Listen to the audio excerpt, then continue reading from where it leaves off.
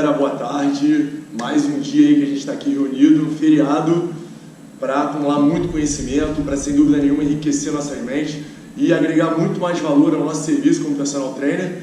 E para quem não é personal, sem dúvida nenhuma, entender um pouquinho mais do que faz, todos os entusiastas do exercício físico, todas as pessoas que gostam do que fazem, aquelas pessoas que são realmente apaixonadas por prática de exercício, por se movimentar.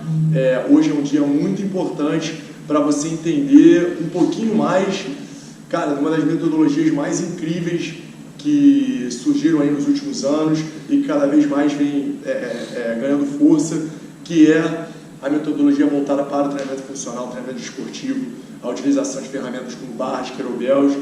E hoje, galera, no terceiro dia, tô trazendo esse cara aqui, essa fera, esse fenômeno, Coach Lucas Rodrigues.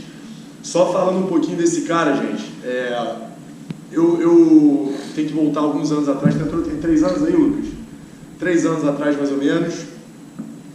E eu sou meio asfixiado por Kindle, né? Eu gosto de amar entrar no Kindle e ficar caçando livro, buscando coisa nova.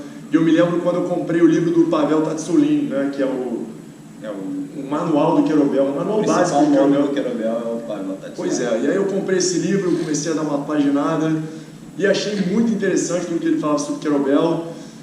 Confesso que eu fiquei apaixonado, mas eu não tinha a prática da coisa. Eu lia muita teoria e comecei a entrar, buscar alguns estudos e vi algumas coisas no PubMed, mas eu acabei ficando nisso. Eu falei, cara, maneiro, kettlebell é bem legal, tem que começar a fazer exercício com isso. E aí vocês estão vendo essa salinha aqui, eu aproveitava essa salinha de crossfit vazia de vez em quando, pegava os kettlebellzinhos de 4 quilos e fazia meu agachamento, porque, eu falei, cara, não vou treinar essa musculação com 4 quilos agachando, né? Faltava prática.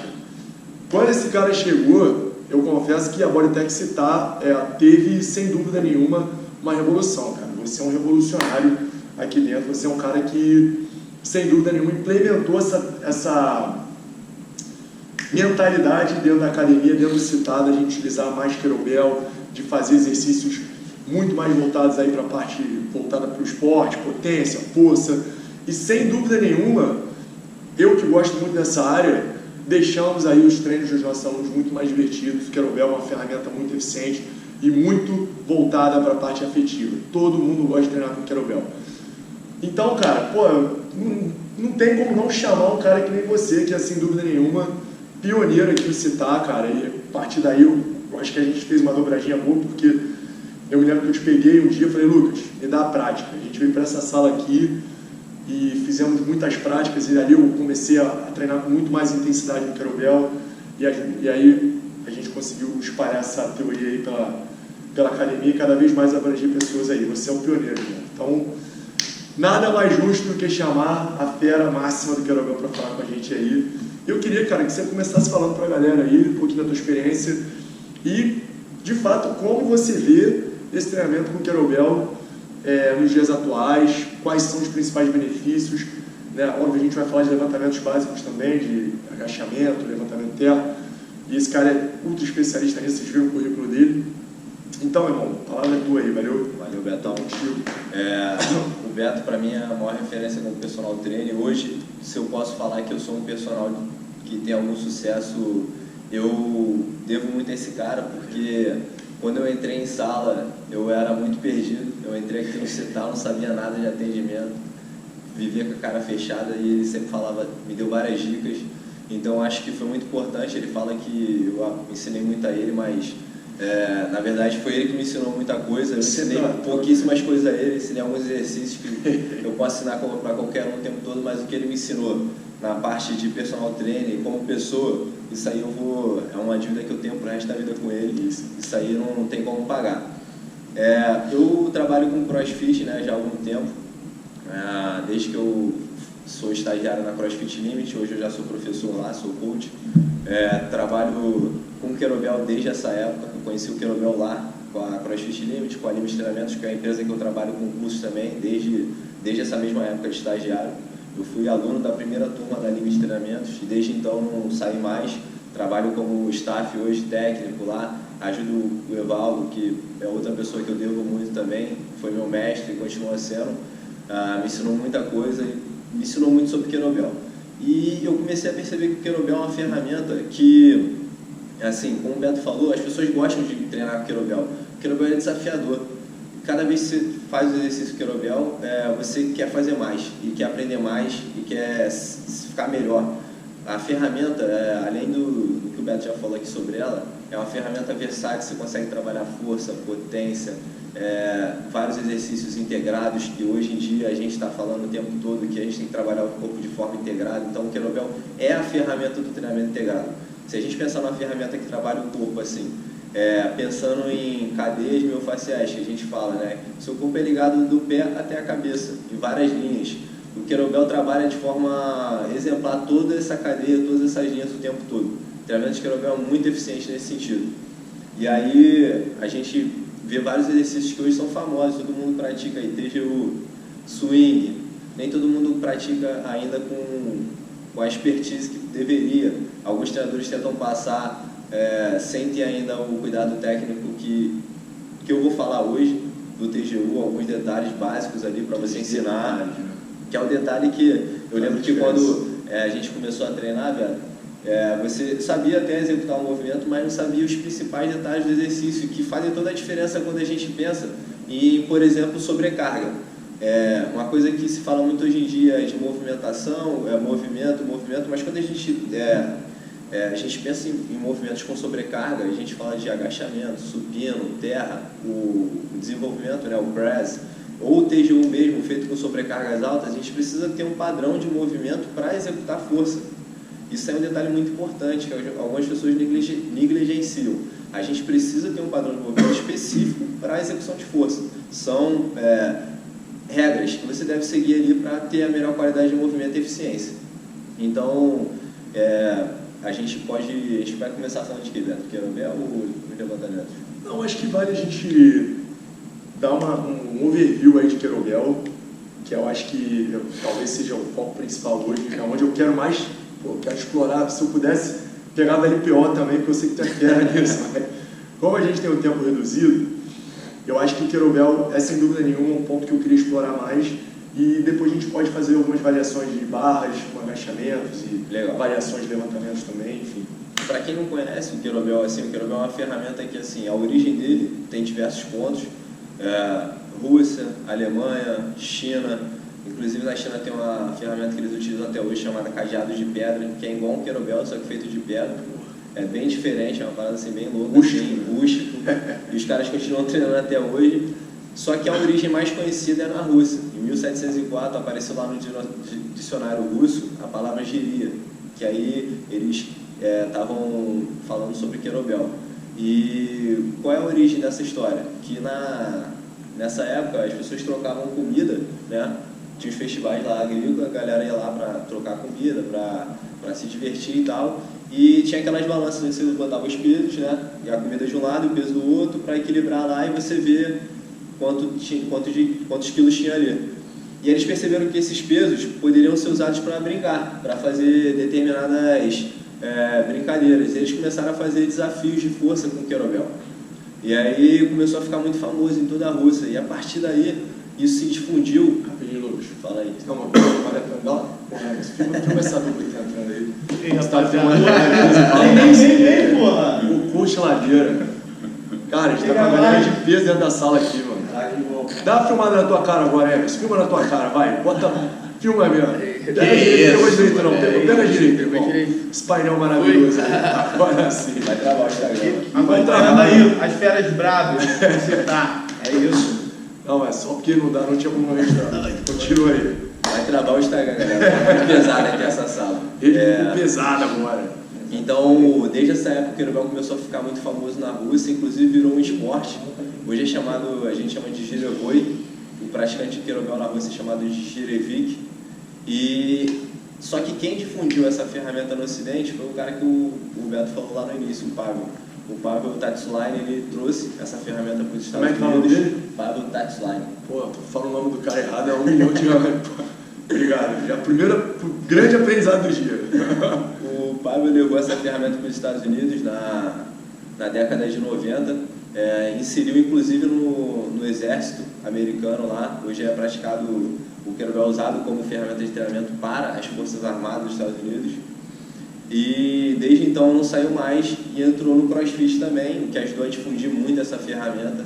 Hoje em dia tem aulas de querobel, tem cursos específicos só para querobel, porque hoje o profissional de educação física precisa entender dessa ferramenta, ele precisa saber sobre querobel.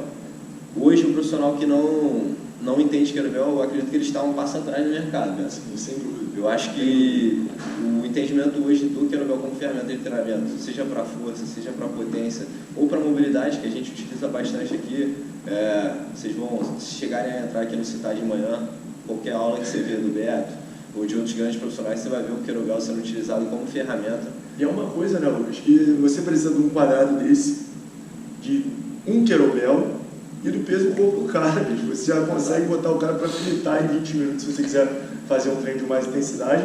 E se você quiser fazer um treino um pouco mais cadenciado, um pouco mais voltado para a parte do refinamento técnico, do movimento, você...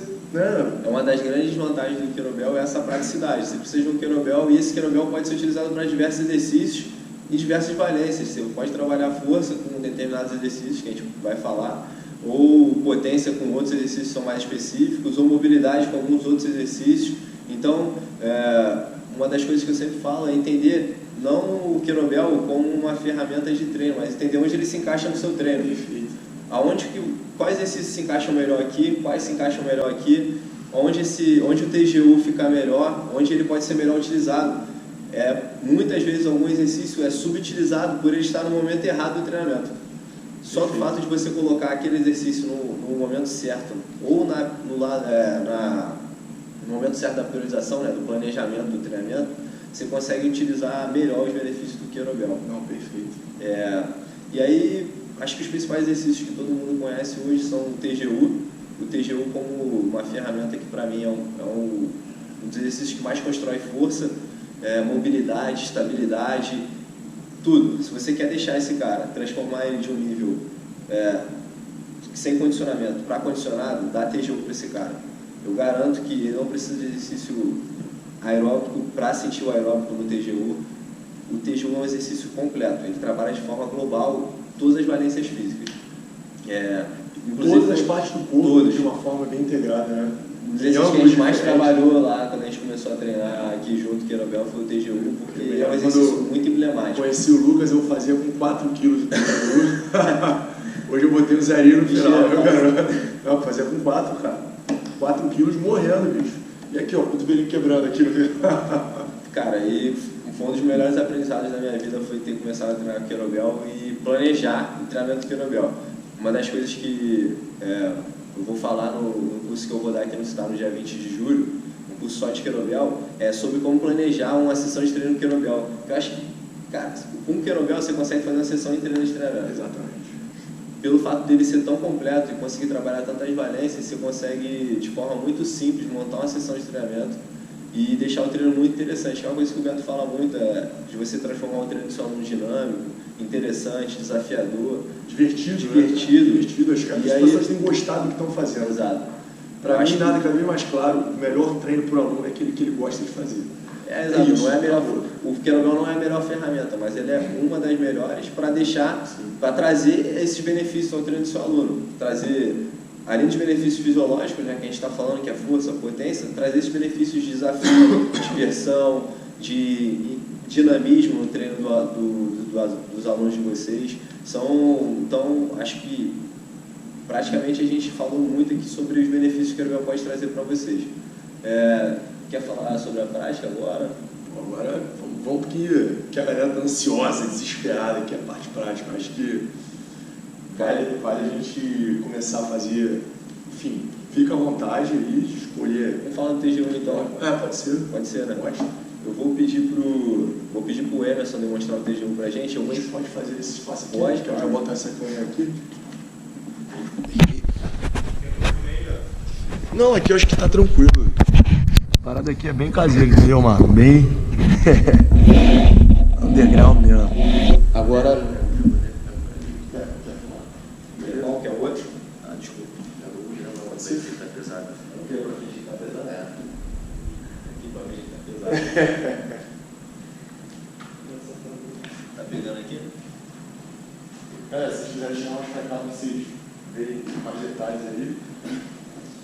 pegar melhor aqui.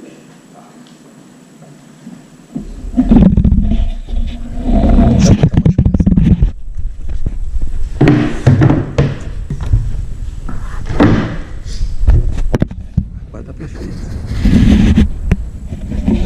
Não, tá ótimo, tá ótimo. Beleza. Galera, a gente vai começar ensinando TGU como basicamente eu ensino para as aulas e para todo mundo que quer aprender sobre TGU, que é por fases. O ensino por fase é muito tranquilo, ajuda as pessoas a aprenderem a fixar em cada fase. Depois eu vou falar como simplificar cada movimento, como simplificar os movimentos do TGU e como ensinar se a pessoa tiver com dificuldade em cada fase. Então a primeira coisa é você começar nessa posição deitada aqui, de lado, decúbito lateral, e trazer o querobel para o peito. Por quê? O querobel está muito leve, eu preciso fazer isso? Precisa. Você precisa desde o início ensinar o seu aluno a tratar o querobel como se estivesse muito pesado. Se você não fizer esse ensino desde o início, quando ele precisar pegar pesado, você vai ter dificuldade em ensinar ele isso. Então, desde o início, essa é a posição inicial, tá? Então, o decúbito lateral, ele vai trazer o querobel para o peito para iniciar o movimento. Qual é o primeiro movimento? Joelho flexionado do mesmo lado do querobel. Tranquilo? A outra mão vem ao lado, numa diagonal para baixo. E aí, a primeira coisa que você tem que ensinar é que ele tem que empurrar o chão, fazendo força nessa perna aqui. E não é uma saída para cima, é uma saída lateral. Ele vai empurrar o corpo de lado e depois entra na posição inicial. Quando o seu aluno estiver nessa posição, o que você precisa pedir para ele? Quais são os principais erros aí que a maioria comete quando está fazendo? Relaxa o ombro. Já desliga aqui, ó. Desligou a torácica, desligou o ombro, relaxou. Você vai pedir o contrário. Rigidez, estufa o peito. E sempre olhar para onde? Querobel. O punho, nunca quebrado, nunca em hiperextensão. Punho neutro. E cotovelo em extensão. Tranquilo? Então essa é a fase 1, apoio de cotovelo. Grava o nome dessa fase aí, apoio de cotovelo. A segunda fase é apoio de mão. Ele já tirou o cotovelo do chão, continua olhando para o querobel e mantém a mesma posição aqui, ó, ombro baixo, peito estufado e olhar lá no querobel. A terceira fase é uma fase que pode existir ou não. Dizem que essa fase foi implementada pelo Gray Cook, que é fisioterapeuta americano, muito famoso, só que isso não é uma história assim verídica. Dizem que foi ele, não tenho certeza. Mas se você quer enfatizar o trabalho, aquele trabalho que a gente falou integrado, essa fase é muito importante, que é a fase o quê? Da ponte alta. Que é você levar o quadril, manter o glúteo bem contraído, extensão de joelho, e aí manter aquela mesma posição da coluna. Esse alinhamento aqui é muito importante. Entre o querobel, que está nessa mão, esse ombro e essa mão que está no chão. Isso não pode estar desalinhado. A quarta fase é a passagem da perna que está na frente para trás e o apoio do joelho no chão. Aqui outro alinhamento é muito importante que seja verificado. O apoio da mão, joelho e pé, tudo na mesma direção. Nessa quinta fase eu vou tirar minha mão do chão, trazendo ela próxima do joelho e vou girar a perna de trás para que eu fique de frente. Então eu fiz uma varredura na perna de trás e tirei a mão do chão. Nessa fase, eu já paro de olhar para o querobel, não tem mais necessidade. Por quê? Se eu continuar olhando para o querobel, o que acontece? Hiperextensão da cervical, o que não tem necessidade, não vai machucar, tá? Não precisa se preocupar com isso, não vai machucar, mas nesse momento não tem necessidade. Vou ficar em pé. Para finalizar a fase, vamos botar assim, a fase concêntrica do movimento, que é toda a fase de subida. Enfatiza sempre com o seu aluno os principais pontos. O ombro está encaixado, está colocado na posição. A torácica está bem posicionada. A coluna está numa posição legal. O quadril está em extensão. Se tiver todas as fases bem enfatizadas, aí você faz a volta. Perna para trás, o joelho vai apoiar no chão. Você vai fazer novamente a varredura, então o primeiro passo é fazer a varredura na volta. A mão, essa dica aqui eu diria que é essencial para quando você está com uma carga muito mais pesada. A mão trazendo bem próximo do joelho aqui, para que você mantenha aquele alinhamento que eu falei lá no início. Apoie a mão no chão, tá vendo como ficou fácil? Volta aí. Se ele não faz isso, ele não tem uma referência. E aí ele pode apoiar a mão em qualquer posição e perder esse alinhamento. A mão poderia ir para frente, para trás. E aí ele ficaria com dificuldade de manter esse alinhamento, que é importante para manter o querobel aqui, ó, firme, para ele não ficar instável. Agora, bota a mão no chão, manteve o alinhamento, a perna vai lá para frente, faz a ponte alta com a extensão do quadril, apoia o querobel no chão, apoia o quadril no chão, o cotovelo mantendo toda, mantendo todo o alinhamento, não pode, porque geralmente na fase de descida a tendência é a galera se largar um pouquinho, começar a relaxar, relaxa aí, vai se largando, vai deitando, não, ó, desce como se estivesse subindo, todo rígido, até a posição inicial, aí você finaliza o movimento trazendo o querobel para o chão novamente, tranquilo? Perfeito. Essa última fase, inclusive, eu acho que é a fase que a galera mais negligencia, né? Porque tá acabando o movimento. E aí, às vezes, acontecem uns movimentos até meio feios, assim, do cara apoiar o cotovelo e o ombro vir na orelha do cara, assim. A pessoa quer se desesperar para acabar. Quando você carga pesadas, a ideia é o quê? Terminar logo. Quando você tá agachando com uma carga muito pesada, você quer, meu irmão, subir de qualquer jeito, o mais rápido possível e guardar a barra. O querobel é a mesma coisa. Se o cara tiver com uma carga excessiva, uma carga alta, ele vai querer o mais rápido possível acabar o movimento. Então você precisa enfatizar para que ele não deixe de pensar nas fases. Por isso que eu falo que o trabalho com fase é importante para o iniciante, para ele enfatizar cada fase. Não, na fase 1 eu preciso pensar nisso. A fase 2 é assim. A fase 3 é essa. Quando você faz isso, você enfatiza na cabeça dele que ele precisa pensar em pontos em cada ponto desse movimento, em cada fase. E ele começa a se cuidar para que ele não relaxe, por exemplo, o ombro, não relaxe a torácica, não relaxe o quadril. É muito importante a gente o tempo todo no início, quando o cara está aprendendo a fazer o TGU, a ensinar essas fases com muito assim, cuidado e trabalho técnico, para que ele não relaxe. Continua trabalhando. Fase 1, fase 2, volta, fase 1, fase 2. Aí é o detalhe principal. Os preguiçosos, como é que eles vão trocar de lado? Esse é o trabalho do preguiçoso. O certo qual que seria, Emerson? Passar o querobel por trás da cabeça e voltar para o peito. Então, o correto é exatamente fazer essa troca assim. Terminei o movimento, Emerson terminou. Ele vai passar o querobel por trás da cabeça para iniciar o movimento do outro lado. Não faça o trabalho do preguiçoso. Esquece isso. E não tem passagem do querobel por cima de você, passa por cima. Não é assim. Não faça isso, isso é feio. Tranquilo? Já ensinei para vocês o modo correto de passar o querobel para o outro lado. E eu não faço isso no meu treino. Eu nunca fiz. Brincadeira, né? Colchonete também não. Galera, tá vendo que não tem nenhum colchonete aqui, né? Esquece. Treinamento TGU, não faça colchonete. Luvinha, colchonete. Esquece essas coisas. Treinamento querobel é rústico mesmo. Rústico. Muitas alunas reclamam, poxa, caraca, minha mão tá incomodando, tá dando calo, o querobel incomoda o antebraço. Cara, treinamento querobel é isso mesmo, vai incomodar o antebraço, às vezes incomoda um pouquinho a pega, não pegada, tá? Pegada é que a gente pisa e deixa no chão, é pega. Então incomoda um pouquinho a pega,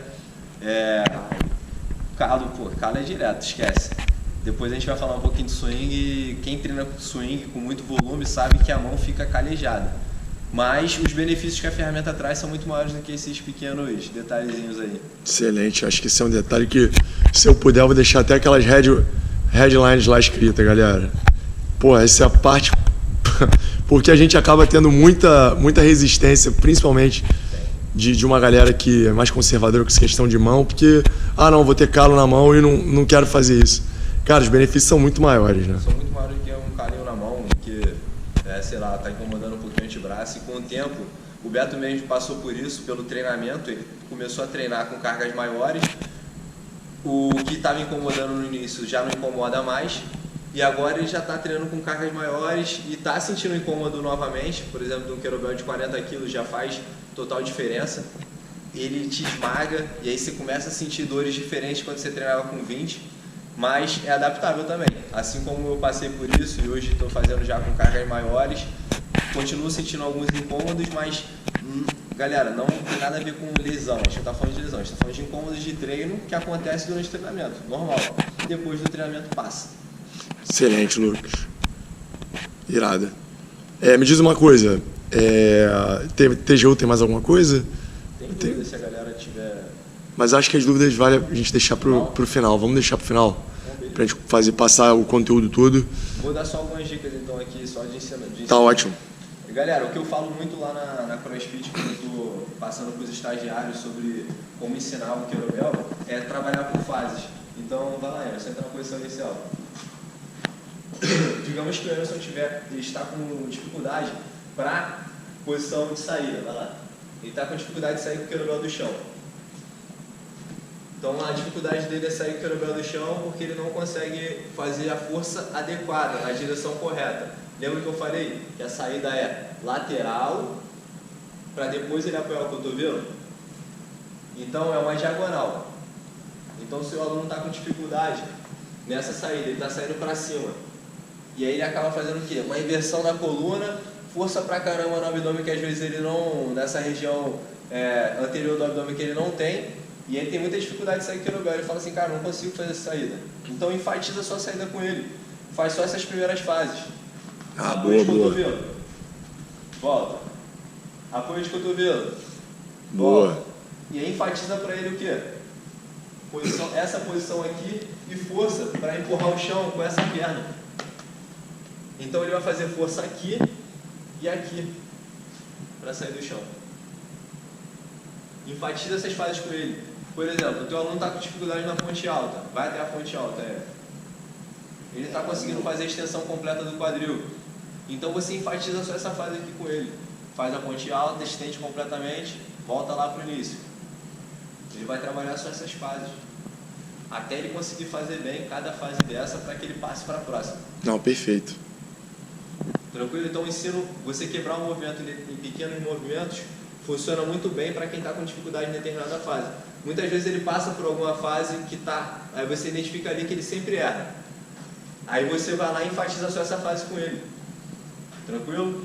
Excelente. Acho que a dica principal para ensinar o TGU é quebrar o movimento, quebrar ele em fases para você poder ensinar o movimento correto.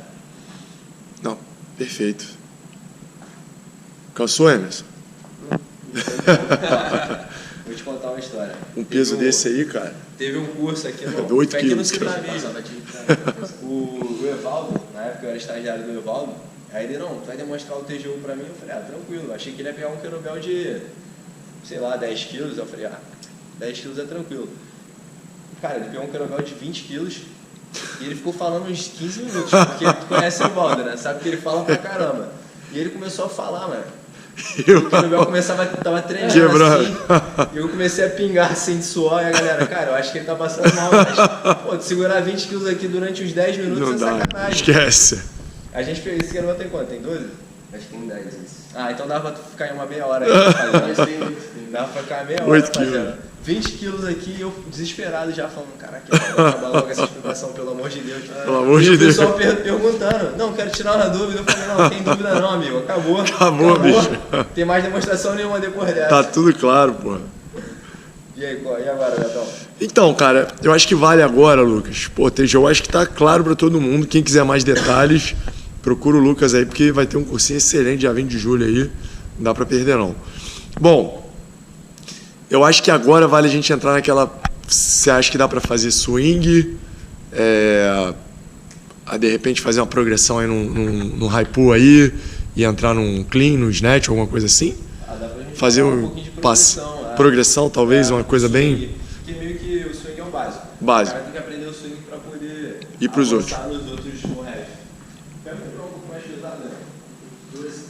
A questão da dificuldade.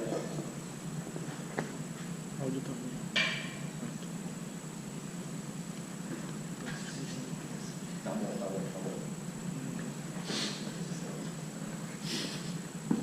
Botou a mão no som. Tinha que ser o Marlon mesmo. Marlon Marciniak.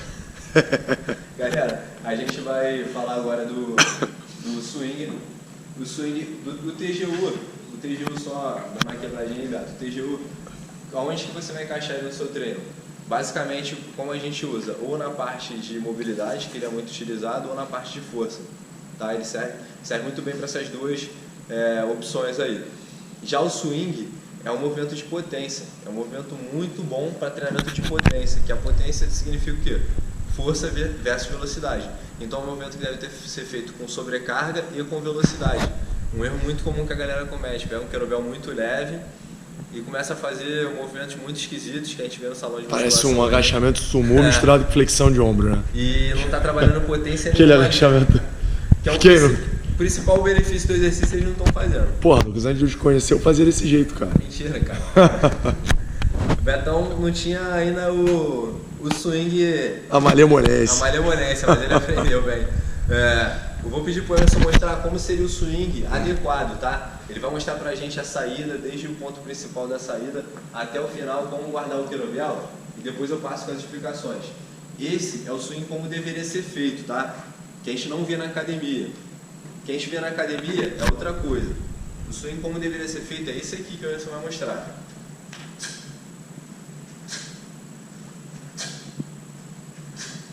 Aí, Emerson, pode parar. Então, quando a gente fala de swing, o que a gente tem que pensar? Que o movimento principal é do quê? Do quadril, tá? É um movimento de predominância, de explosão do quadril. O que o Beto falou foi que a galera começa a usar o quê? Muito o braço, pouco o quadril. Braço e o joelho, braço. né? Exatamente. Aí acaba fazendo agachamento com uma flexão de ombro, que não é. Faz errado, né?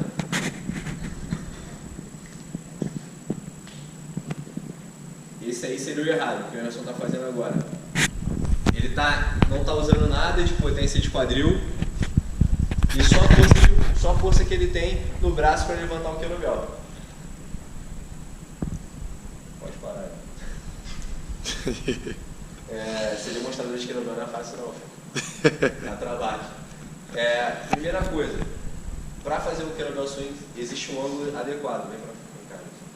Fica só na posição de como se estivesse lá atrás, fazendo o swing. Não precisa fazer kettlebell não, só vai sofrer. Esse é o ângulo adequado quando a gente pensa, quando o kettlebell está indo para a fase que a gente fala de excêntrica acelerada. Quando ele está descendo, esse ângulo aqui é o adequado, o ombro à frente um pouquinho do joelho, próximo da linha do pé. O que eu vejo muita gente errar também é pouca flexão de joelho, muito pouco. A gente está fazendo quase a extensão de joelho e muita flexão do quadril aqui, o tronco paralelo ao chão. O cara fica querendo imitar tipo um stiff pra fazer exato. Achando que isso vai enfatizar a cadeia posterior. Só que o swing a intenção do swing não é enfatizar uma determinada cadeia, é gerar potência no quadril. Então, para gerar potência no quadril, essa é a posição mais adequada. Tá? Esse ângulo aqui, entre o tronco e a coxa, né, formando-se essa posição onde o ombro está à frente do joelho e próximo da linha do pé, seria o adequado para estar nessa posição baixa. Entendendo essa posição, a gente tem que entender também a posição de saída. Quando eu vou sair kettlebell, eu preciso manter um triângulo entre os meus pés. Então, eu mantive esse triângulo entre os pés e o kettlebell.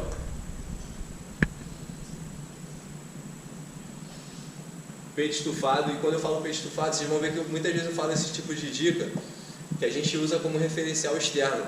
Eu não falo para o Emerson, abre a sua, estende a torácica, eu vou sempre falar dicas externas. O Beto fala muito sobre isso na parte de neurociência, sobre foco interno e foco externo. E quando a gente fala de movimento, você enfatizar as dicas externas funciona muito mais. Por exemplo, eu vou falar para ele, imagina que você tem que quebrar o kettlebell para que ele faça isso aqui, ó, essa rotação externa e abrir o peito. Botar o foco no ambiente, não no tarefa. No corpo, exatamente. Eu vou dar dicas para ele botar o foco na tarefa. Vocês vão ver que quando eu estiver fazendo movimento, quando eu estiver fazendo swing, eu vou falar a mesma coisa. Faça determinado movimento, mas pensando sempre na tarefa. Então essa é a posição de saída. O kettlebell inclinado, o Emerson vai puxar o kettlebell para ele e voltar. Quando eu estou fazendo esse educativo aqui, que a gente chama de pêndulo, eu estou ensinando o aluno só a posição de saída, aí ele manter essa ativação e a puxar o kettlebell para poder começar o movimento. Esse seria o primeiro passo para você começar a ensinar o kettlebell swing. O segundo passo seria, e aí eu utilizo com alguns alunos e com outros não, seria fazer um swing curto, que aí eu já começo com o aluno em pé. Começa em pé e eu peço para ele fazer só isso aqui, ó, flexão no quadril e arremessar o kettlebell curtinho. E aí aos poucos eu peço para ele acelerar mais. Flexiona mais o quadril e sobe. E aí ele começa a subir mais o quadril, mais o kettlebell e fazer mais força no quadril. Muitas vezes eu vou ver que o aluno está faltando o quê? Está faltando acelerar mais o movimento. Faz o movimento mais lento. O movimento está lento. Aí eu venho aqui como treinador, já sei que é isso, eu acelero o kettlebell para que ele faça exatamente o que eu falei de excêntrica acelerada. Ele tem que puxar o kettlebell para ele e arremessar o kettlebell para baixo. Fazendo força onde? No latíssimo. Traz o kettlebell para você.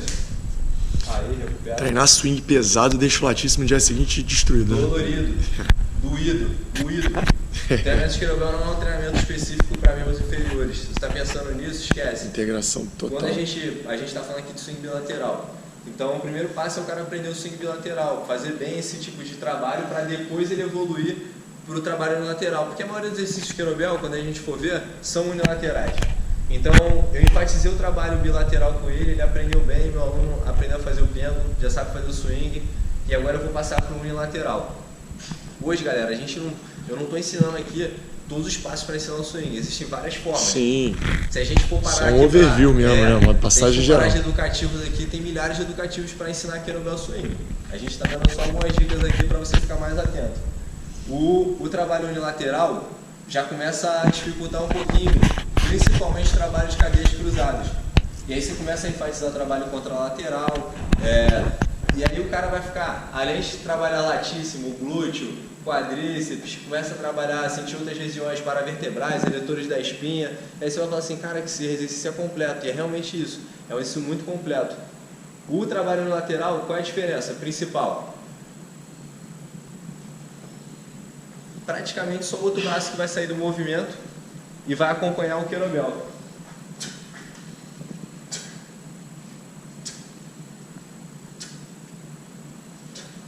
Aí, Anderson, vai botar no chão.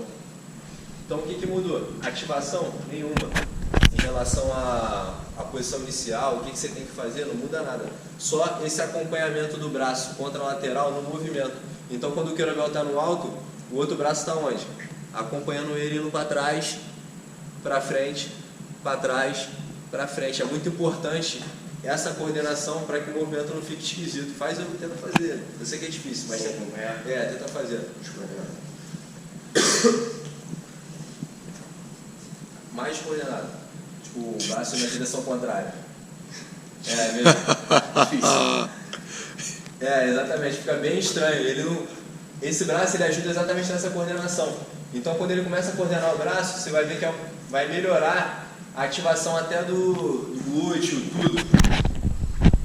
E aí, por exemplo, cara, como é que a gente vai evoluindo? Trabalho no lateral.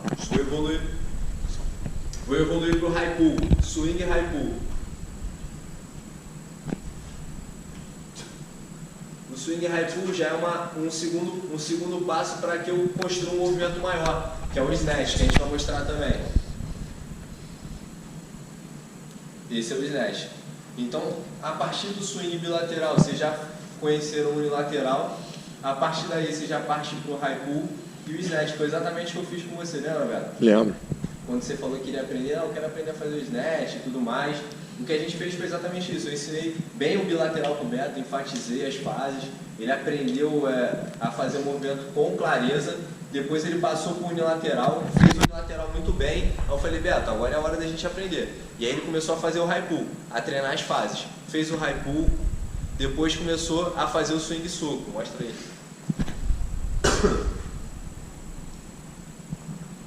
Esse exercício é só para você ensinar o aluno a encaixar o kettlebell na mão, lá no alto. Faz o snatch agora. Maneiro, hein? Quando ele aprende a fazer o swing soco, ele aprende a fazer esse encaixe aqui, ó.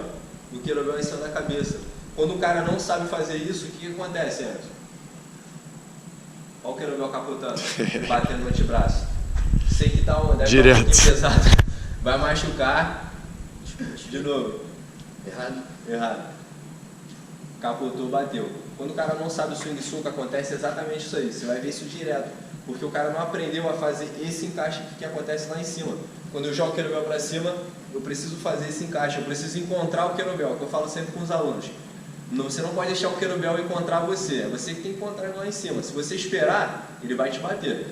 É igual a vida. Se você esperar, a vida vai te dar uma porrada. Cara, filosofia massa. Mas deixa eu falar de novo agora, olhando pra câmera, vai. Cara, você não pode esperar o kettlebell encontrar você. Você tem que encontrar o kettlebell. É igual o que, Lucas? É igual a vida. Se você esperar, a vida te bate.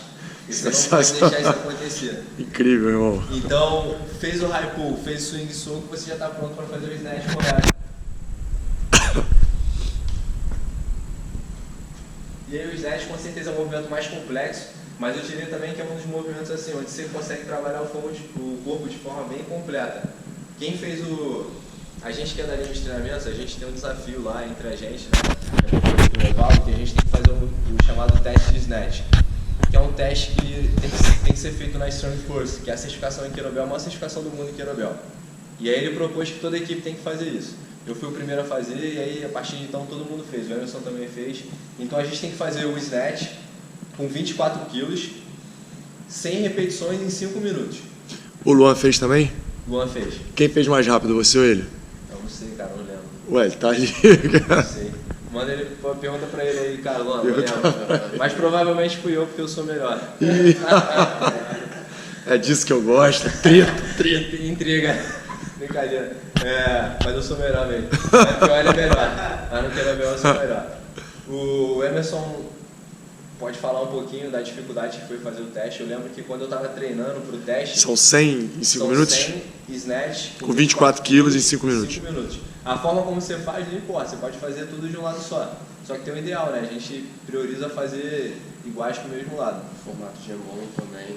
E foi muito difícil, cara, fazer esse teste, porque o snatch é um movimento muito complexo. Quem faz 10 snatch para cada lado e diz que está tranquilo, não está tranquilo. Boa. É um movimento muito difícil que trabalha não só o corpo, mas o cardiorrespiratório. Eu acho que a maior dificuldade que eu tive, por exemplo, na época, era manter o cardio para fazer esse teste. O Emerson, não sei se... Minha dificuldade foi o Cardio também. Com relação ao sobrecarga, eu cheguei até bem, consegui fazer snatches de até 36 quilos, o teste pede 24, mas a exigência respiratória é muito grande. E além de ser aí a gente vai entrar um pouquinho na utilidade.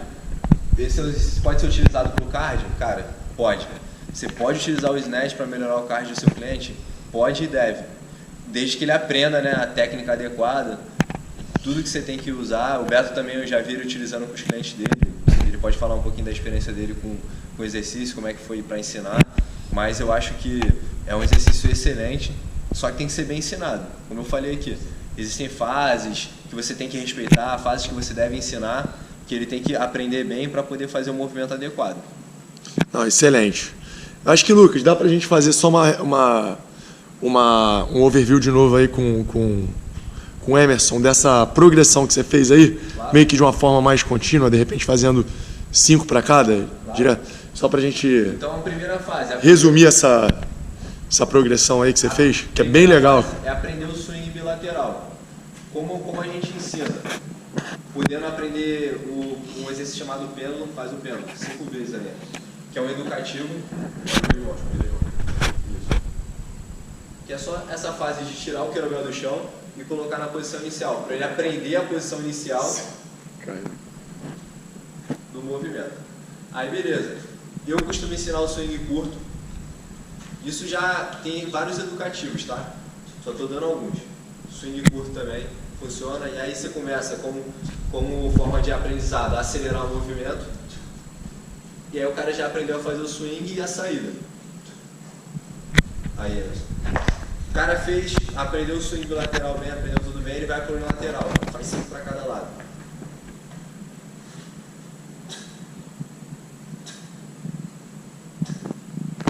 Lembrando, ó, braço contralateral movimentando bem, e ele não pode esquecer do resto que ele aprendeu lá no bilateral. Extensão do quadril, peito estufado. Aí. O Emerson passou aqui rapidinho a troca, eu só vou falar um pouquinho como a gente ensina essa troca. Geralmente eu ensino para os alunos a trocar o kettlebell no alto, entregando de uma mão para outra. não fazendo muito malabarismo, largando o querobel e pegando. Evitar esse tipo de malabarismo porque pode acontecer acidentes, assim. Eu já vi acontecer já aconteceu comigo quando eu estava aprendendo, que eu fui largar o querobel assim no alto para pegar e não consegui.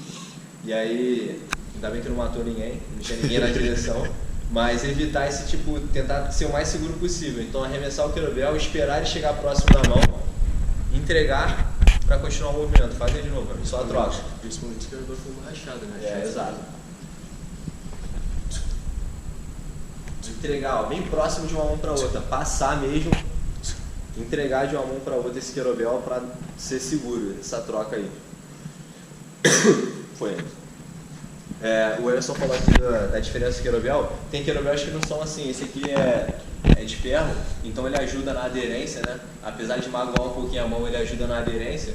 Os querobéis emborrachados ou com alça muito, que a gente chama de alumínio, alça muito lisa, esses acidentes podem e vão acontecer, porque a pessoa fica muito suada e o querobel começa a escapar da mão, então tem que tomar muito cuidado com isso aí. Então ele passou do querobel swing no lateral, ele vai pro high pull. 2 lados, 5 para cada lado. O high pull você quer enfatizar o quê? Que o cara comece a entender o querobel indo para cima da cabeça e a fase, ó, de remada, que ele vai jogar o querobel para cima.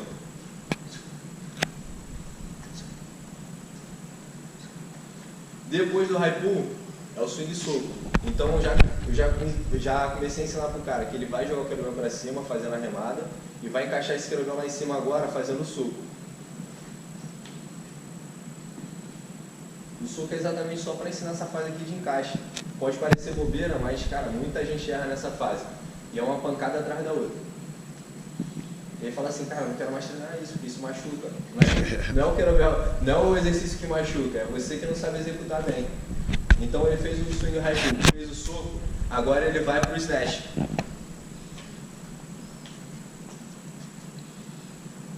E aí, cara, ele não pode nunca esquecer do resto. Então tudo é uma construção do movimento.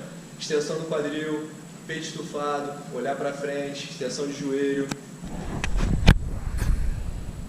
E o mesmo trabalho contra a lateral do braço. Vocês viram aqui cada fase do movimento sendo construída com cada exercício para no final sair o snatch. Perfeito. Excelente, meu garoto. Acho que querobel, Lucas, deu, né? Acho que tá legal. A gente fez um overview aí dos principais exercícios. Passamos aí TGU, swing.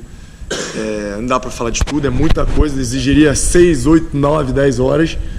Acho que vale a gente chegar na barra agora ali para falar de um pouquinho das principais variações de agachamento.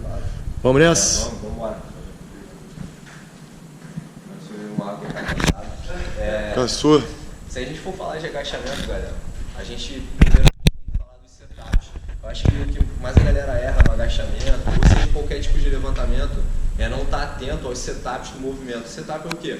É a posição inicial, aonde a barra tem que ficar para você sacar essa barra, a posição das mãos. Se você se atenta bem a esses detalhes, você já começa a ver o movimento. Não se atentou, provavelmente você já vai começar errado e vai errar em algumas fases do movimento. Então a primeira coisa, posição de saída da barra, o ideal é que ela esteja, por aí, Emerson, tá vendo? Dá para ele fazer, mas o ideal é que ela estivesse um pouquinho mais baixa. Para mim, já estaria mais adequado. Quase na direção do meio do peitoral aqui. Ele está um pouquinho mais baixo, mas dá para ele fazer. A posição das mãos. Aí, Beto, vem aqui por trás da cadeira. A posição das mãos, quando ele entrar embaixo da barra, elas ficam próximas ao ombro, tá? Vai.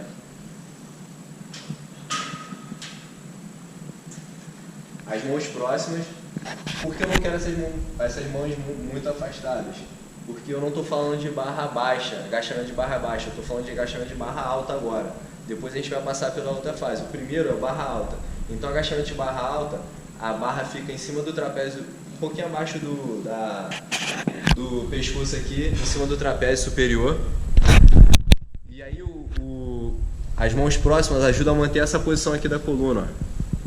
Peito para fora, para que o aluno não pega muito afastado, né? Bem afastadão. Roda, levanta o cotovelo. Aí aqui não seria a posição adequada para a saída da barra. Junta as mãos, faz a posição inicial de novo, os pés paralelos. Os pés embaixo da barra, tá, galera? Um com um pé na frente e um atrás. Bota um pé na frente e um atrás, né? Nunca essa saída é instável. Então sempre você for sair um pé ao lado do outro, saca a barra. Você vai dar passos curtos para trás. Não precisa andar muito. Tem muita gente que saca a barra do rack e vai embora. Saca... tô falando sério, saca a barra, vai embora. Vai lá para trás, começa a desperdiçar um monte de energia desnecessária. A direção do olhar, que eu sempre falo no agachamento. Olhar para frente, aqui não tem discussão. Agachamento, olhar para frente, não tem olhar para baixo. Você vai olhar para frente ou ligeiramente para o alto, não tem problema. Você marca um ponto fixo na sua frente ou mais ou menos para o alto, peito para fora, desce. Existe um ideal de amplitude de movimento? Não, você vai ter que identificar como o seu aluno consegue. O Emerson tem uma excelente mobilidade, a gente pode ver que ele tem uma excelente mobilidade de quadril, de tornozelo principalmente. Você vê que o joelho ultrapassa bem a ponta do pé, o que demonstra essa mobilidade de tornozelo que ele tem. Talvez nem todo mundo consiga chegar nessa posição, que não é problema. Sobe, finalizando o movimento, coisa que muita galera erra. Eu estou falando de eficiência de movimento, tá, galera? Estou falando de treinamento de força. Se a gente for, isso, hipertrofia para fazer outra história. É outra história. A gente está falando de treinamento de força e eficiência para que o seu aluno ganhe força, melhore o movimento dele. Então é extensão de quadril. Não é para jogar o quadril para frente. Muita gente confunde. Que as mulheres fazem aquela jogadinha para frente. Não é isso. É extensão completa do corpo. Quadril, joelho, tornozelo, para finalizar o movimento. E aí, uma coisa que... Pode guardar, né? Uma coisa que eu vou falar agora, que eu esqueci de falar no Querobel, que o Emerson tá fazendo toda hora, a galera deve estar assim, por que esse moleque tá fazendo esse barulho? Toda hora. Ele tá com algum problema na respiração? Não. A gente utiliza uma técnica chamada bracing e enfatiza isso com uma expiração forçada. Vem cá, Emerson. Não, faz frente pra câmera mesmo. Bem bonitinho assim. O bracing é o quê? É você fazer uma inspiração forçada, mantendo o perímetro abdominal, sem expansão. Vai, faz o bracing. Então é você enfatizar essa saída do ar, tentando dificultar ela para aumentar a contração abdominal. O McGill, que é um estudioso muito grande de coluna, fala muito de bracing para treinamento de força. Claro, você quer estabilizar melhor a coluna. Imagina você trabalhando com altas cargas, né, altas sobrecargas e com a coluna instável. Então você tem que utilizar as melhores estratégias. E o bracing é muito eficiente para você fazer esse tipo de treino. Então imaginamos aqui que o Emerson esteja fazendo próximo das cargas máximas dele. Ele vai fazer bracing. É isso mesmo, você vai estar lá na academia fazendo...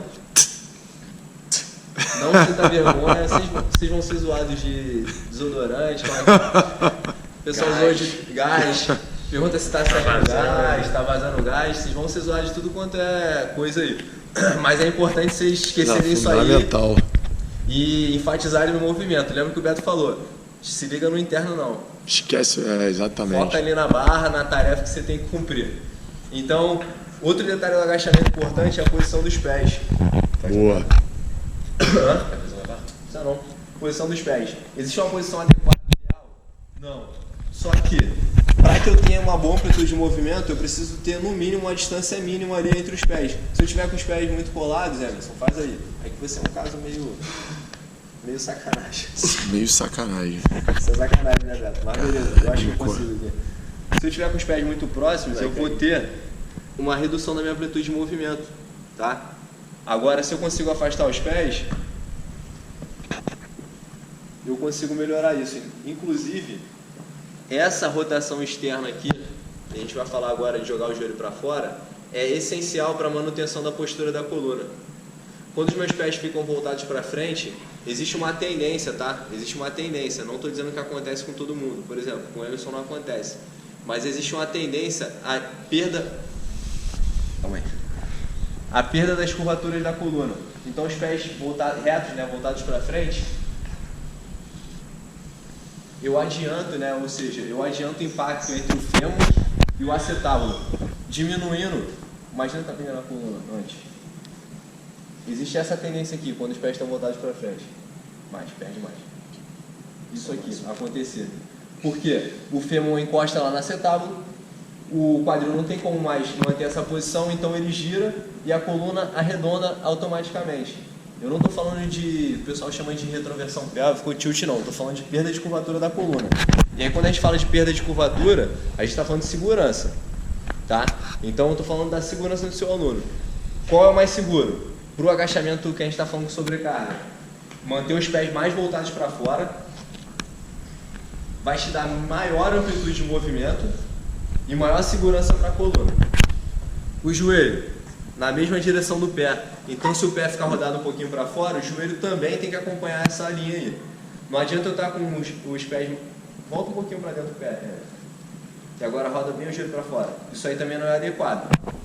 Ou o contrário, que a gente chama de valgo, né? Isso aí também não é adequado. Então o joelho tem que estar sempre acompanhando a linha do pé. Excelente. Vai deixar todas as dúvidas pro João? De tudo? Cara, eu acho que vale. Acho que vale.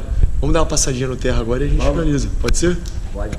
Então vamos fazer o terra agora e a gente abre para perguntas. A gente vai dar uma prioridade, galera que está aqui presente.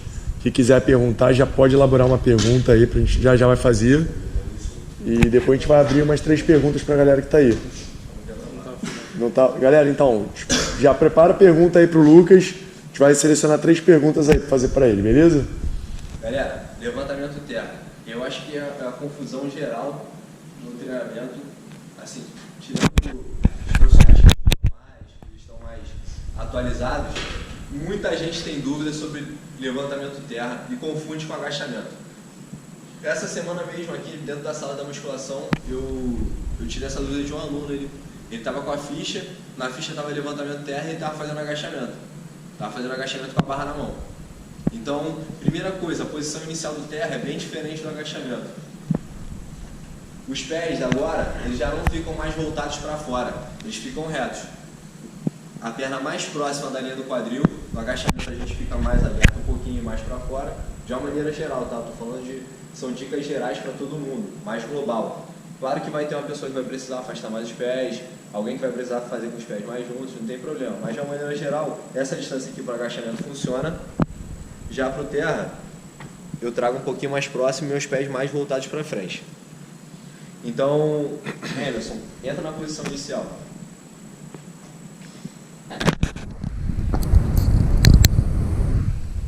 Quando eu falo de levantamento terra, uma coisa que eu preciso entender aqui é que o meu ombro precisa estar sempre, isso aqui é a dica principal, sempre à frente da barra. Meu ombro tem que estar à frente da barra. E quando eu estou ensinando, eu digo a seguinte referência. Eu dei essa referência pro Beto uma vez, lembra, Beto? Barra na linha da escápula. A barra está passando pela linha do meio da escápula. Quando você posiciona a barra nessa posição, automaticamente você entra na posição inicial do terra. Porque diferente do agachamento, o quadril, quando eu estou falando de levantamento de terra, fica mais alto. No agachamento, o ombro, se imagina um agachamento, aqui seria a posição do agachamento. Quadril mais baixo. Cara, esse é um detalhe chave, galera. Para frente, olha a diferença do peito do Emerson. No agachamento, essa é a posição dele de agachamento, que ele estivesse quase na profundidade ideal. Agora olha o peito dele no terra, como aponta para o chão. Se você coloca a barra nessa linha do meio da escápula, automaticamente você está achando a posição ideal. Então, cansado? Beleza. Achei a posição inicial, dicas que eu dou sempre. Para o aluno quebrar a barra. O que é quebrar a barra? É fazer uma rotação externa. Tá? Cria a intenção de tortar a barra, como se quisesse entortar essa barra. Automaticamente, o que ele vai fazer com o peito? Para fora. Muita gente começa o terra aqui, ó, peito para dentro. E automaticamente a coluna vai para onde? O beleléu, perdeu toda a curvatura da coluna. Então, entrou na posição inicial e já falou para ele, cara, cria a intenção de entortar a barra, para ele criar essa rigidez e aumentar a ativação de quem? Do latíssimo. Isso aqui é uma explicação mais técnica, mas é o seguinte, o latíssimo ele fica ligado ao glúteo cruzado, tá? Então o latíssimo direito fica ligado ao glúteo esquerdo por uma linha chamada funcional posterior, isso é uma linha miofacial. Eles estão conectados. Quando eu faço essa ativação, eu melhoro Rapidinho, Luquinhas. Galera, novamente a gente está encerrando aqui essa live porque vai bater o tempo de 1 hora, mas a gente vai reconectar. Então, volta aí, gente. Reconecta aí. 3, 2, 1, fechando. Deixa eu só reiniciar essa live.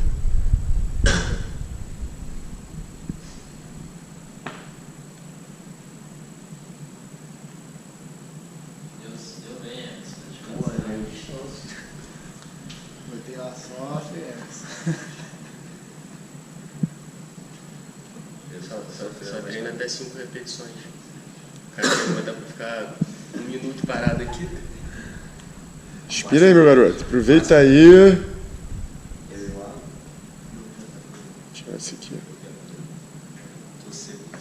Não, tá seco.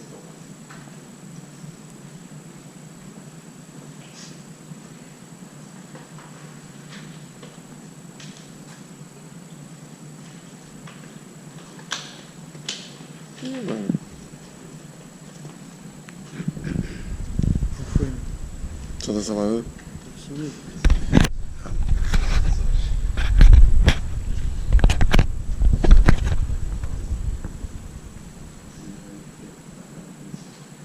Deixa eu só. Tá reconectando aqui, galera. Deixa só a galera entrar de novo.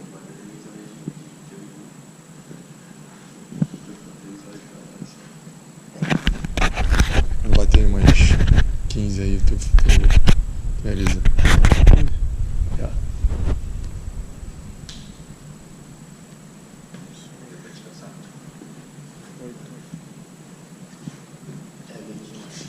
Só para vocês verem os bastidores aqui, galera.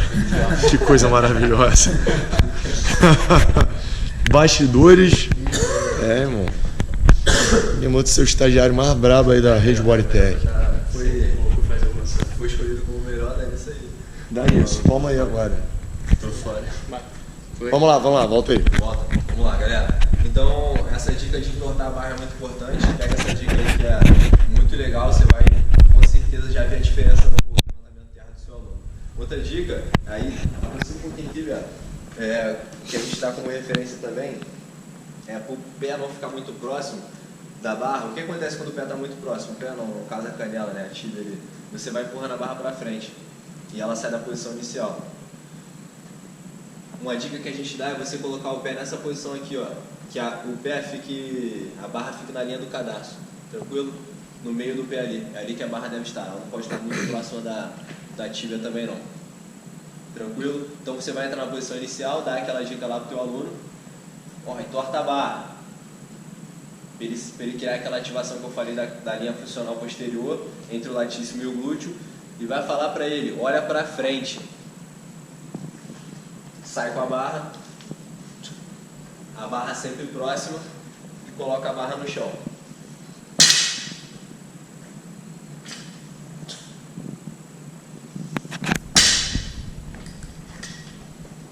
Beleza, Emerson? Por que eu falei olhar para frente? Porque essa é uma discussão no treinamento que é muito grande. Olha para frente, olha para baixo. Nós, né, a Limes Treinamentos, eu, o Evaldo, a gente enfatiza esse trabalho de olhar para frente pela mesma questão de trabalho de linha miofascial.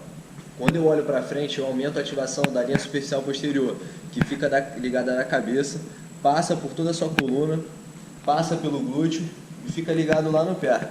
Quando você olha para frente, automaticamente você aumenta a ativação dessa linha toda. Então a tendência de você manter uma melhor postura da coluna é maior, de acordo com essa teoria.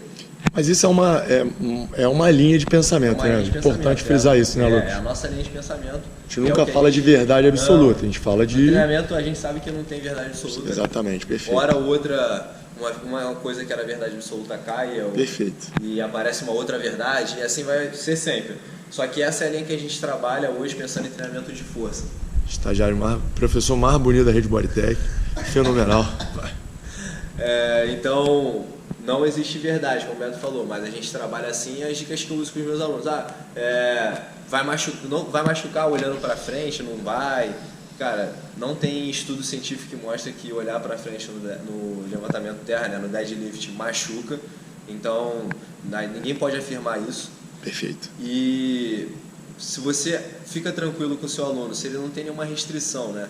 E aí quando eu falo de restrição, é restrição mecânica, de olhar, de fazer extensão cervical, eu acho que não tem problema nenhum. Lembrando que não é uma hiperextensão, né, galera? Volta lá, Emerson, por favor. Essa é a diferença aí, exagero para posição.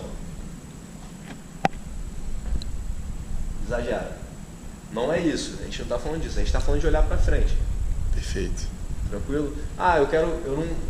Prefiro manter a cabeça, alinhar a coluna, né? Manter uma posição neutra. Também não tem problema. De acordo com a sua experiência técnica, eu estou falando profissional, de acordo com a sua experiência, eu não estou dizendo que você tem que fazer o que eu estou falando. Estou dizendo a minha experiência diz que olhar para frente funciona melhor com a maioria dos alunos que eu tenho, que eu já passo na minha mão até hoje. Eu trabalho com CrossFit há mais de 4 anos, esse levantamento terra praticamente todo dia, dentro do box e com os meus alunos. Mais de, sei lá quantas pessoas já passaram no box, mais de 500 alunos passaram na minha mão e até hoje essa foi a melhor maneira de ensinar o levantamento terra que eu conheço. Perfeito. Beleza, meu garoto, excelente. Então vamos abrir para pergunta agora, Lucas? Claro. Galera que está aqui presente, alguém tem alguma pergunta? André, Jefferson, Eduardo. Tu falou lá do TGU, né? TGU é a questão da elevação do quadril, a parte da ponte lá. Tem como fazer, e também você falou que não tem como fazer essa parte. Como que seria mais ou menos essa parte? Sem a ponte? Sem a ponte. Ah, tá. O Emerson mostrar de novo. O Emerson. Não, mostra esse aí, cara. Pô.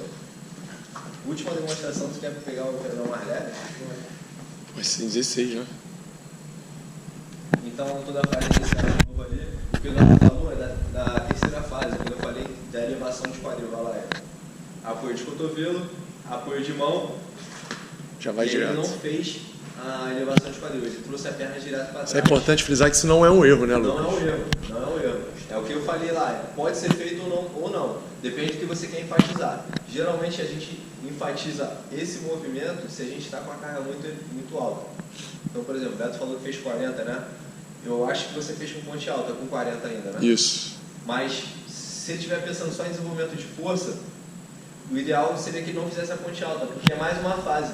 Ele vai gastar mais energia trazendo essa fase da ponte alta. Faz a ponte alta de novo. Né? Quando eu enfatizo essa fase aqui, eu estou perdendo, eu estou gastando mais força para fazer essa fase, quando eu poderia sair direto da posição, daquela posição, volta, sair dessa posição, nessa posição da mão, para trás, com o pé direto. Perfeito. Tem uma pergunta aqui. Uma pergunta aí, manda aí, Marlon. O Rafa perguntou aqui: posso ter os mesmos benefícios do TGU se fizer ele de forma, entre aspas, não padronizada ou não estereotipada, dando só comando externo? Você está trabalhando, isso é muito comum, está trabalhando mais a movimentação, só que quando a gente pensa em sobrecarga, o ideal é que você movimenta, você dê comando para o seu aluno. Porque uma coisa ele está fazendo só levantando do chão. Levanta aí, Emerson. Como se fosse TGU sem carga. Aí beleza, está levantando do chão. Isso é uma fase normal, que todo bebê, por exemplo, se a gente fala de desenvolvimento motor da criança, do bebê, passa por isso. E se eu quero só que o cara se movimente, eu posso passar só os comandos para ele. Se eu quero que você saia do chão de maneira diferente. Excelente. Até bota um kettlebell leve para fazer isso, né? Deixar o indivíduo criar uma inteligência E aí você está dando somatossinestésica. Você está dando variações de movimento e um repertório motor maior para ele. Só que os benefícios que você vai colher com TGU com sobrecarga são outros.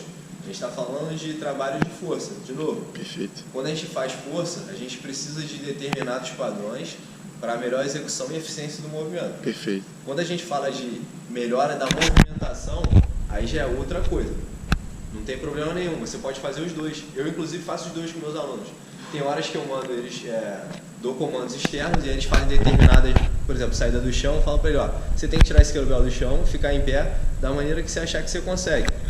E aí ele faz uma carga muito leve, que não vai ter influência nenhuma para ele. Agora, se eu estou dando uma carga, por exemplo, 16 kg, que já é uma carga considerável, eu diria que você deveria estereotipar o movimento. Dar as fases para ele, enfatizar a posição da coluna, porque isso é importante, tá? Perfeito. Tem mais alguma pergunta aí, Mário? Não? Bom, então, alguém vai perguntar mais alguma coisa aí, galera? Tem mais alguma pergunta pro Lucas pra gente finalizar aqui? Vamos dar uns Ninguém quer perguntar aqui, não? 15 segundos, a galera daqui. Marlon, tem alguma pergunta pra fazer? Posso fazer. Queria perguntar em relação à direção do olhar no terra. Muita gente normalmente critica isso por conta de você aumentar um pouco a tensão na cadeia posterior. Enfim. Queria te perguntar o seguinte: normalmente quando você tem alunos com cervicalgia ou tem algum problema no trapézio superior e gera muita tensão por conta de trabalho, posturas ruins mesmo, como que você utiliza essa técnica? O que você passa de comandos para eles fazerem, ou o que você utiliza? Se usa, se não usa, se usa e isso melhora, ajuda? Queria que você me falasse um pouco. Geralmente, Marlon, o que acontece? A pessoa que, por exemplo, você falou até de tensão no trapézio superior, ela não pode confundir esse olhar para frente com tensão no trapézio, tá? Aí é uma coisa assim que realmente você tocou num ponto muito legal. Então, só voltar na posição inicial. Você não pode deixar que ele olhe para frente, e aí eu concordo plenamente, o cara olhar para frente e gerar uma tensão no trapézio é interessante. Fazer esse tipo de movimento aqui, ó, perfeito. Não é o ideal. O ideal é que ele mantenha o ombro para trás e a atenção esteja na cadeia posterior, principalmente nessa região aqui, ó, eretores da coluna, eretores da espinha, paravertebrais de uma maneira geral e glúteo. A atenção tem que estar nessa região, latíssimo. Por isso aquela dica de entortar a barra e fazer essa rotação externa. E eu não tenho muitos alunos com esse caso, provavelmente você já tem mais porque você trabalhou no QA. Eu não encontrei muitos casos desses, mas os casos que eu tive, eu deixei a pessoa à vontade. Eu não dei nenhuma informação para ela, porque eu sabia que se eu estereotipasse o movimento nesse caso, provavelmente eu talvez retrocedesse no sentido dela já acusar a dor antes de fazer o movimento. Então eu só disse para ela: tira a barra do chão, mantendo o peito estufado e do jeito que ela sentiu melhor. Algumas pessoas manteram o olhar para baixo automaticamente, sem eu falar nada, e outras olharam para frente.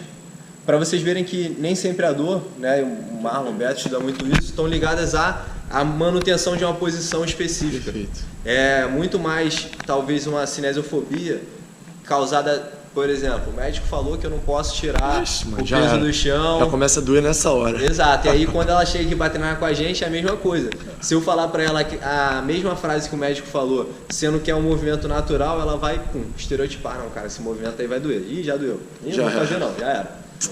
Então beleza, Luquinhas. Cara, tem que encerrar, Marlon. Tem que encerrar mesmo. Galera, infelizmente tem que encerrar. Segura aqui, por favor, Marlinho. Só pra gente finalizar aqui com essa fera. Gente, desculpa, mas tá em cima da hora. Irmão, obrigado. Mais uma vez, tu deu um show aqui. A galera ficou alucinada ali com a tua aula.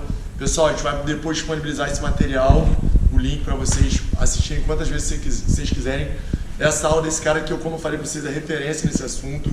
É um dos grandes personagens que a gente tem aqui no Rio de Janeiro hoje. E, irmão, mais uma vez, obrigado aí. De verdade. Sucesso total. E fala aí do curso que você vai dar aí, gente. Galera, dia 20 de julho, aqui no Cita América, eu vou dar um curso só sobre querobel aplicado à realidade do personal trainer. Acho que é muito importante enfatizar isso, que é um curso voltado para você que é personal e precisa aplicar isso aonde? No salão de musculação, com seus alunos. A gente vai passar pelos principais exercícios para usar essa ferramenta maravilhosa aí. Show de bola. Segue o cara no Instagram, Coach Lucas. Coach.lucaslimit. Coach.lucaslimit. Beleza? Gente, obrigado aí mais uma vez, irmão. Sucesso. Vamos com tudo. Amanhã, doutor Fábio Cauê para falar de hipertrofia, galera. 3 horas da tarde, imperdível.